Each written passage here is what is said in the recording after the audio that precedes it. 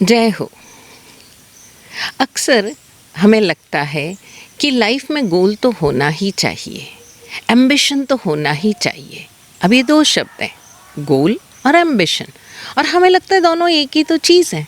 और यही कारण है कि हम बच्चों को भी बहुत छोटी एज से, पहले तो स्कूल कंप्लीट होने के बाद हम गोल के बारे में या एम्बिशन के बारे में बात करते थे, लेकिन आजकल तो बहुत छोटी उम्र से ही कई बार तो हम देखते हैं कि पेरेंट्स बिल्कुल टॉडलर्स को छोटे छोटे एम्बिशंस पकड़ा देते हैं।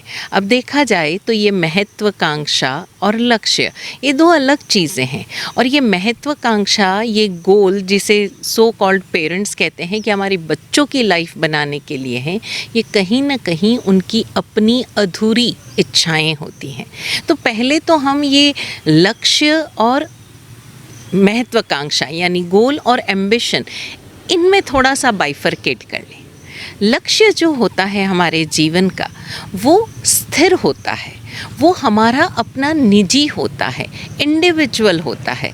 एंड बिकॉज हम यूनिक है, बिकॉज वी आर यूनिक, हम बिल्कुल अपनी तरह के एकमात्र प्राणी हैं। यानी हमारे भीतर की स्थिति सिर्फ और सिर्फ हमारी अपनी निजी है, किसी और से उसका कोई लेना देना नहीं, वो किसी और के जैसी है भी नहीं। हम अपने लक्ष्य को सिर्फ स्वयं ही प्राप्त कर सकते हैं। कोई और उसे हमारे ऊपर इम्पोज कर दे यानी थोप दे, उसे प्राप्त करने के लिए हमें धक्का मार के पहुंचा दे, या उस लक्ष्य प्राप्ति में कहीं ना कहीं हमें कुछ बता सके, हमारा सत्य हमसे मुखातिब कर सके, ऐसा संभव ही नहीं। अगर ऐसा होता तो सर्वज्ञ तीर्थंकर प्रभु महावीर ये नहीं कहते अपना सच्चे में सेचा। अरे वो तो करुणावान थे ना, वो तो सारी सृष्टि के प्राणियों पर अपनी करुणा बरसाते थे, तो जो उन्हें मिला वो बांट ही देते ना। उन्होंने अपना सत्य खोजा, कैसे खोजा ये यात्रा उन्हें पता थी, तो वो उस यात्रा को हम सबको बड़ी इजीली बांट देते, करुणा बरसा देते। यही तथागत बुद्ध के साथ भी हुआ। उन्होंने भी कहा आपो दीपो भव, यानी अपने दीपक आप बनो। तो अगर उन्होंने अपना दीपक ढूंढ लिया जिसकी रोशनी में वो अपने लक्ष्य को प्राप्त कर सके, चरम लक्ष्य को प्राप्त कर सके, तो फिर उन्होंने वो दीपक हमारे साथ साझा क्यों नहीं किया? प्रश्न है ना। तो हम समझें कि हमारा लक्ष्य स्थिर है और उसे साधने के लिए जो पुरुषार्थ करना होगा, यानी उस लक्ष्य तक पहुंचने की जो यात्रा है, वो बिल्कुल हमारी अपनी निजी है, यूनिक है। जबकि महत्वाकांक्षा यानी कुछ करने की इच्छा, कुछ प्राप्त करने की इच्छा, महत्वपूर्ण होने की आकांक्षा कहीं न कहीं उधार ली हुई है। एम्बिशन है, हमें ये प्राप्त करना है। क्यों? क्योंकि हमारे भीतर उन इच्छाओं ने जन्म लिया है अभाव के कारण। जो चीज़ हमारे पास नहीं है हम उसे प्राप्त करना चाहते हैं। जबकि लक्ष्य में स्वयं अपनी योग्यता उजागर करने का भाव होता है। अपनी स्वभाव से प्रेरित होकर व्यक्ति सृजनात्मक होता है, रचनात्मक होता है। और यही कारण है कि लक्ष्य साधना स्फूर्ति देती है, थकाती नहीं, डराती नहीं। जबकि महत्वाकांक्षा जो है वो कहीं न कहीं हमारे भीतर एक होड़ पैदा करती है, प्रतिस्पर्धा। हम ज़रा उन डायलॉग्स को सुने। जब भी हम देखते हैं कि टीचर्स बच्चों को मोटिवेट कर रहे हैं या पेरेंट्स अपने बच्चों को मोटिवेट कर रहे हैं, या आप ऑफिसेज़ में देखें सो कॉल्ड मोटिवेशनल स्पीकर्स जो आते हैं, वो कहते हैं आप कर सकते हो, यू आर द बेस्ट, अपने आप को रोज़ कहिए यू आर द बेस्ट। ये बेस्ट कहाँ से आया? किसी न किसी तुलना में आप सबसे अच्छा, आप उनसे बेहतर यानी बेटर। ये बेटर और बेस्ट तुलना के कारण आया। और तुलना जहाँ भी होगी वहाँ पर किसी न किसी को पछाड़ने का भाव होगा, प्रतिस्पर्धा का भाव होगा, प्रतियोगिता का भाव होगा। और पछाड़ना यानी कि सबको पीछे छोड़कर हमें आगे बढ़ जाना। यानी हम जिसे भी अपनी महत्वाकांक्षा कह रहे हैं वो कुछ भी हो सकता है। क्लास में फर्स्ट आना है यानी बाकी सबको हराना है, स्वयं जीतना है, ये भाव नहीं होता। अगर ये होता तो एक बच्चा हम उसे इस तरह प्रेरित करते, मोटिवेट करते, जस्ट गिव योर बेस्ट, अपना पुरुषार्थ करो, यानी जितना तुम अपनी योग्यता को उजागर कर सकते हो, irrelevant of any other competition.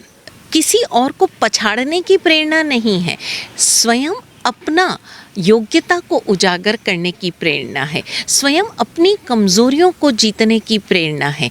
वहाँ सिर्फ और सिर्फ जो होगा वो उचित व योग्य होगा। लेकिन महत्वाकांक्षा में चूँकि हमें कुछ प्राप्त करना है, कुछ पाना है, किसी एक पर्टिकुलर जगह पहुँचना है, तो हमारे भीतर प्रेरणा क्या रहेगी?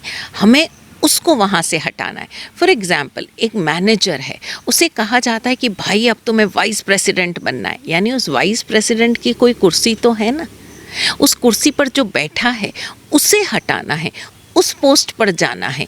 या आप क्लास में भी देखें कि कोई बंदा थर्ड आ रहा है, थर्ड रैंक पर है, तो वो ये नहीं कहा जाएगा उसे कि बेटा तुम अपने परसेंटेज देखो, तुम अपने मार्क्स देखो, ग्रेड्स देखो, अब तुम्हें अपने ग्रेड्स बेटर करने हैं, देखो तुम कहाँ लैक कर रहे हो, कहाँ तुम कुछ अपनी कमज़ोरियों से दूर हो रहे हो। हमें ये देखना है कि हम कहाँ पहुँच रहे हैं। लेकिन महत्वाकांक्षा में क्या होगा? किसी और को पछाड़ने का भाव रहेगा। अब इस उचित और अनुचित पराक्रम में व्यक्ति क्या होगा?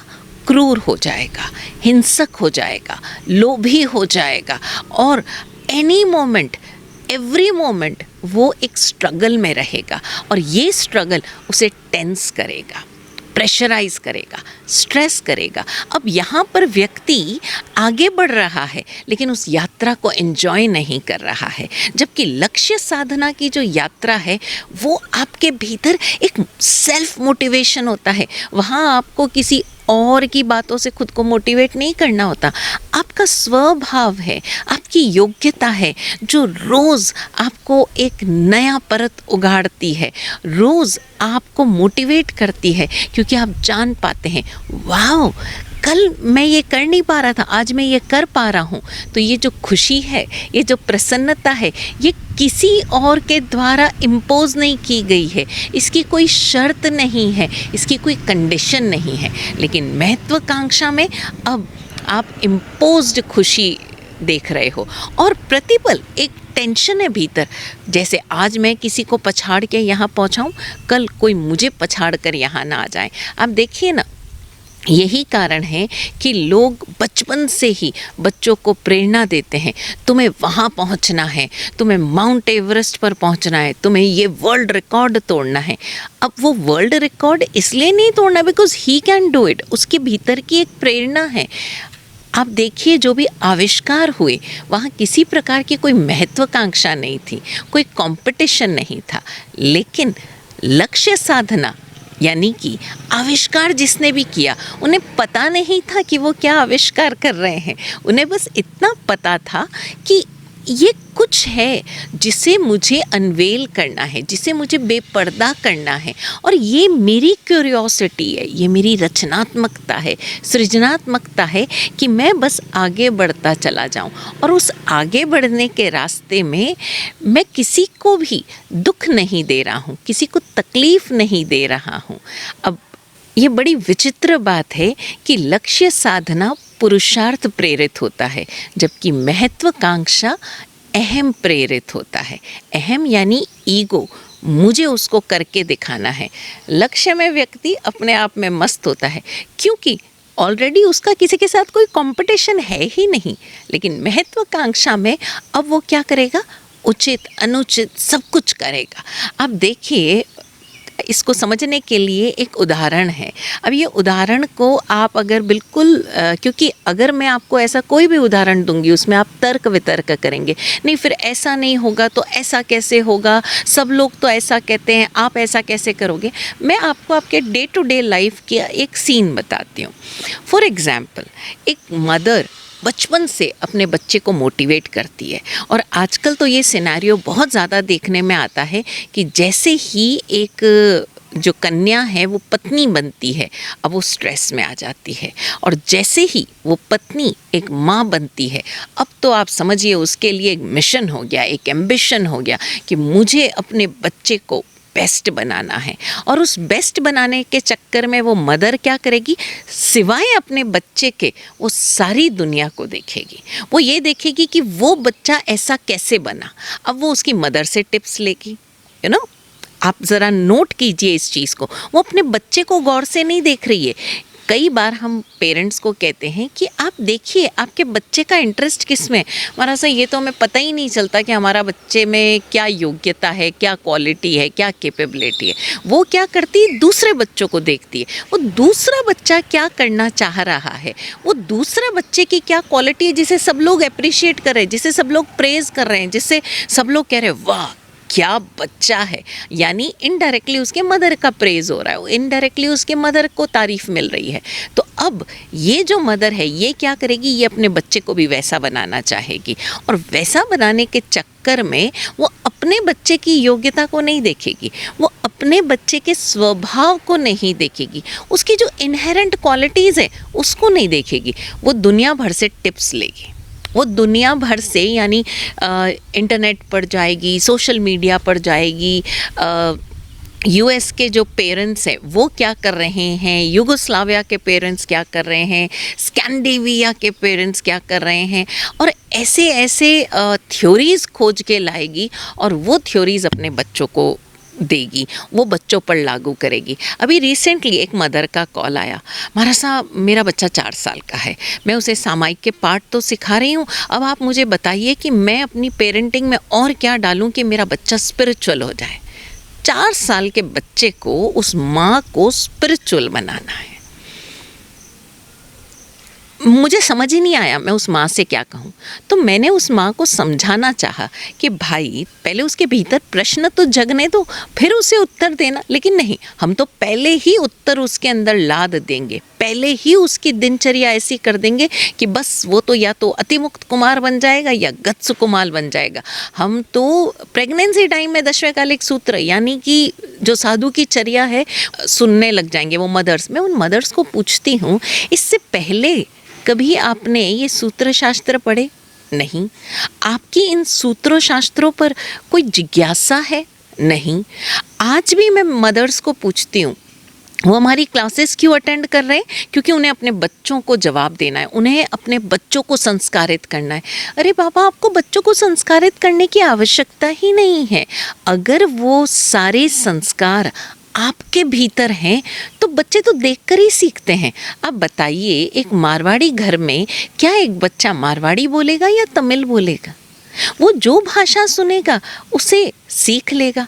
अगर एक मदर डेली योगा कर रही है, योगासन कर रही है, या वो स्पोर्ट्स पर्सन है, या वो डेली प्रार्थना कर रही है, तो बच्चे तो वैसे ही सीख जाएंगे। आपको उन्हें सिखाने की ज़रूरत नहीं। लेकिन हमारा एम्बिशन है कि हम बेस्ट मदर बने। फिर वो बच्चा थोड़ा सा बड़ा होता है, वो बच्चा, और अपने मदर को कार्ड देता है, you are the best mom in the world. और वो मदर बहुत खुश होती है। आपको पता है बेस्ट मदर का अवार्ड मिला। कॉम्पिटिशन्स होते हैं बेस्ट मदर के, बेस्ट फादर के, बेस्ट चाइल्ड के। अब एक बात बताइए, इस रिश्ते में यानी माँ और बच्चे के रिश्ते में क्या कोई रिप्लेसमेंट है? नहीं ना।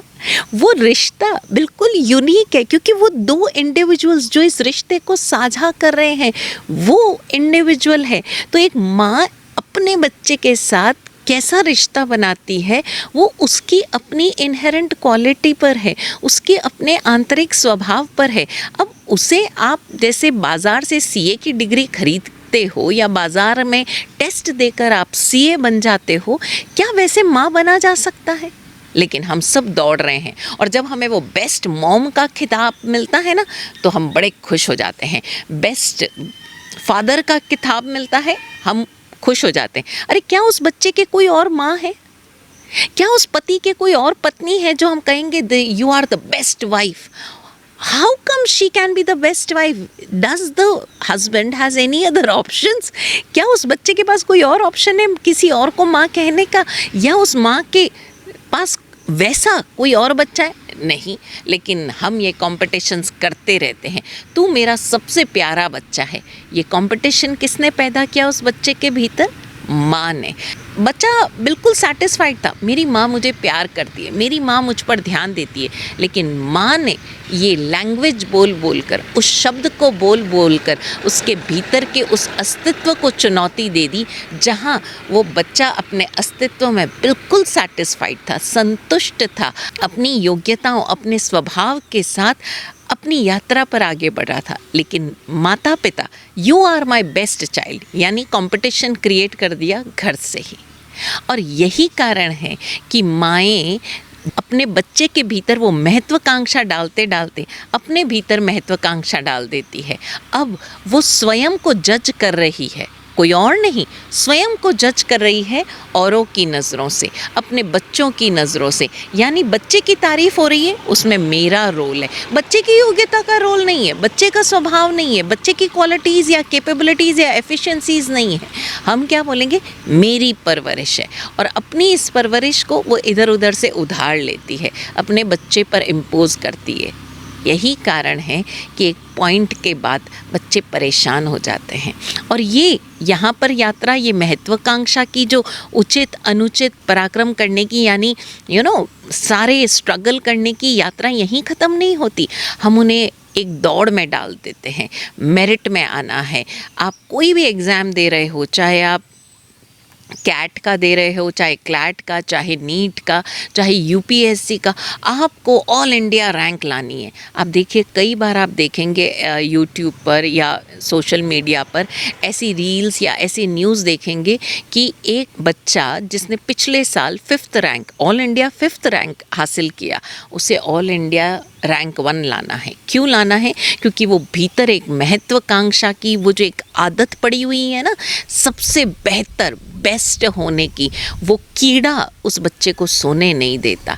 अब एक बात बताइए, एक रैंक्स है ना, वो रैंक्स से आपको ये एडमिशन मिल जाएगा। अब उसमें आप फर्स्ट आए चाहे 100 आए, अगर सीट्स 150 है तो आप 150, मतलब जो भी लाखों लोगों ने एग्ज़ाम दिया है उसमें 150 में आप निकल जाओगे। एक पर्टिकुलर बॉर्डर लाइन है, उसमें हम खुद को कितना ज़्यादा उत्तेजित कर रहे हैं, कितना ज़्यादा एंग्शियस कर रहे हैं।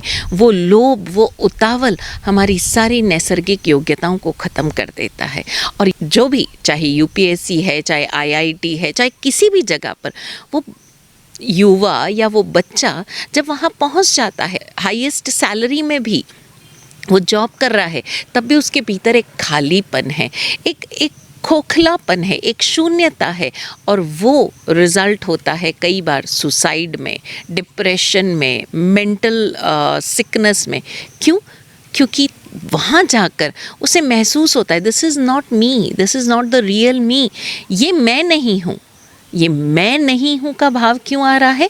क्योंकि वो अपनी योग्यताओं से तो रूबरू कभी हुआ ही नहीं, उसने अपने स्वभाव को तो जाना ही नहीं। वो आज तक जो जी रहा है वो एक इम्पोज्ड नेचर है, वो इम्पोज्ड नेचर जो इस दुनिया से उसे मिला है, जो इस संसार के कंपटीशन से उसे मिला है, इस प्रतिस्पर्धा से उसे मिला है, होड़ा होड़ से मिला है, इस दौड़ से मिला है। और वहाँ पहुँचकर जहाँ वो शिखर पर पहुँच गया, तब उसे जाकर लगता है कि यहाँ तो मैं आना ही नहीं चाहता था।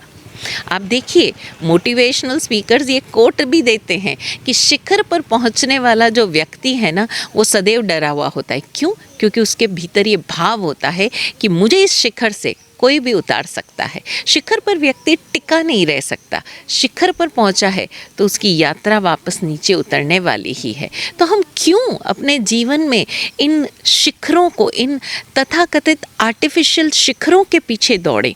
हमें अपने भीतर के उस नैसर्गिक स्वभाव को जानना है। और जब हम उसे जान पाएंगे, यकीन जानिए, वो आपको स्वयमेव स्फूर्ति देगा। वो स्वयमेव आपके भीतर वो एक क्रिएटिविटी, एक रचनात्मकता जगाएगा। और वो रचनात्मकता, वो सृजनात्मकता आपके भीतर प्रेम का संचार करेगी, ना कि टेंशन का, स्ट्रेस का या प्रेशर का। वो स्वयमेव एक सहयोगिता, संयोगिता की भावना आपके भीतर से पैदा करेगी, जन्म लेगी। और तब आपको ये संपूर्ण सृष्टि प्रेममय लगेगी, तब आपको अपने भीतर प्रेम जगाने के लिए या किसी और का प्रेम पाने के लिए कोई धक्का मुक्की नहीं करनी पड़ेगी, कोई एफर्ट नहीं करना पड़ेगा। इट वुड बी एफर्टलेस, क्योंकि यही अस्तित्व है और अस्तित्व प्रेममय है। हम अपने अस्तित्व को इस जो हमें बाहरी दिखाई देता है, इस अस्तित्व के साथ ताल लय में मिला लें, फिर वो जादू देखिए। यस, ये मिरेकल है, ये जादू है, और यही वो सत्य है जिसे पाने के लिए हम पता नहीं क्या कुछ कर लेते हैं। हम तो मेडिटेशंस, हम तो ध्यान को भी एक एम्बिशन की तरह ले लेते हैं। हमें ध्यान करना है, हमें मेडिटेशन करना है। मैं कई बार लोगों से पूछती हूँ, भाई आप अपनी डेफिनेशन पहले मुझे बताओ, क्योंकि मैं तो जिसे ध्यान कह रही हूँ वो तो इस क्षण को जीना है, मस्त होना है, अभी इसी क्षण में हो, कोई और थॉट नहीं है, वही ध्यान है। लेकिन ये समझ में नहीं आता, कारण कि हमारे पास there are hundreds of definitions. ऐसा करोगे फिर ध्यान में ये होगा, ध्यान में वो हो जाएगा, और ये सारी महत्वाकांक्षाएं रिजल्ट ओरिएंटेड है, परिणाम पोषित है, यानी कि हमारा परिणाम तय है। अब हम क्या कर रहे हैं, उस परिणाम को जीना चाहते हैं, और उस परिणाम को जीने की उतावली और अधीरता में हम इस यात्रा से हाथ धो बैठते हैं। ये विषय बहुत गहरा है और विराट गुरुजी ने इसे बिल्कुल सिंपल शब्दों में कहा है। तो हम उन्हीं की भाषा में एक बार पुनः लक्ष्य और महत्वाकांक्षा को जान लें। विराट गुरुजी कहते हैं, महत्वाकांक्षा हमेशा होड़ाहोड़ होती है, प्रतिस्पर्धा में होती है, जबकि लक्ष्य स्थिर होता है। लक्ष्य को साधने के लिए पुरुषार्थ होता है, और जबकि महत्वाकांक्षा अहम पोषित होती है, यानी उचित अनुचित पराक्रम करवाती है। हमारे सारे जो डिसीजंस होते हैं वो लोभ और उतावली से प्रेरित होते हैं, और यही कारण है कि महत्वाकांक्षा अपने आप में हीन भावना है।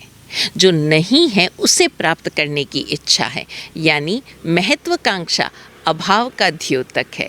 तो जैसे जैसे हम अपने अभाव पर दृष्टि केंद्रित करते जाएंगे, हमारे भीतर लोभ आएगा, हमारे भीतर उतावली आएगी, जो नहीं है उसे पाने की इच्छा आएगी, इन्फीरियॉरिटी आएगी, और जैसे जैसे हमारे पास जो है उसके लिए हम ग्रेटफुल हो जाएंगे, आभारी हो जाएंगे, इस सृष्टि के साथ ताल लय में आ जाएंगे, वैसे वैसे हमारे भीतर का स्वभाव स्वयमेव उद्घाटित होता जाएगा।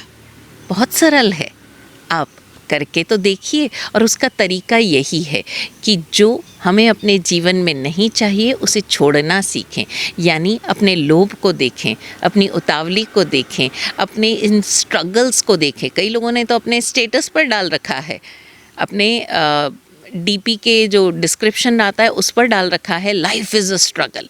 तो उस स्ट्रगल को जानिए कि स्ट्रगल है ही नहीं, इस मोमेंट को छोड़ दो। अगर आपको किसी और के साथ आप कंपटीशन में हो, वो सारे कॉम्पिटिशन्स को छोड़ते जाओ, आप देखो भीतर मस्त होते जाओगे, और तब आप सो कॉल्ड सक्सेस, जिसे अब क्या करें, हमारे पास भी शब्दों की सीमितता है, तो आप जिसे सफल होना कहते हो, जिसे सक्सेस कहना चाहते हो, वो तो बाई प्रोडक्ट हो जाएगा। You will fall in love with that journey। उस लक्ष्य साधने की यात्रा में आप स्वयं को जानते जाओगे, और वो प्रसन्नता स्वयमेव उद्घाटित होती जाएगी। आप स्वयं एक्सप्लोर करें, एक्सपेरिमेंट करें और एक्सपीरियंस करें, और अपना अनुभव हमारे साथ शेयर करें। जय हो।